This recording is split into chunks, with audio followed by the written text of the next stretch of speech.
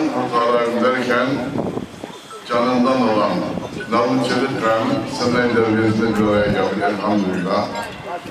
Yüce Rabbim bir daha böyle acı itfaiye teşkilatına yaratmasın diyoruz. Onun acısını paylaşmak için ruhu şad olsun diye Kur'an-ı Kerim tilavet edeceğiz. Allahu Ekber ve lillahil hamd. Ve kulle şeyin ahsaynahu fi imamin mubin.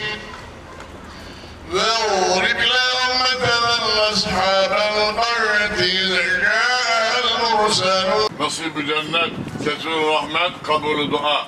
Yiyenlerimizde afiyet, soframızda bereket, ölenlerimize rahmet eyle ya Rabbi.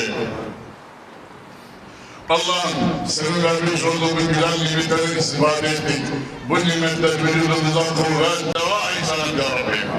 Senin rızana uygun yerlerde cümlemize nasip et Allah'ım. Muhterem beyefendiler, öncelikle kurşunları vardır, bağışla Allah'ım. Günahları vardır, affet Allah'ım. Evlerine huzur ve mutluluklar ver Allah'ım.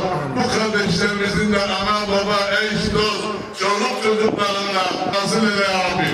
Hüseyin, can kurtarmak için canından olan Nazmi Çelikaya kardeşimiz ruhuna bağışlanırsan haberdar ol ya Rabbi.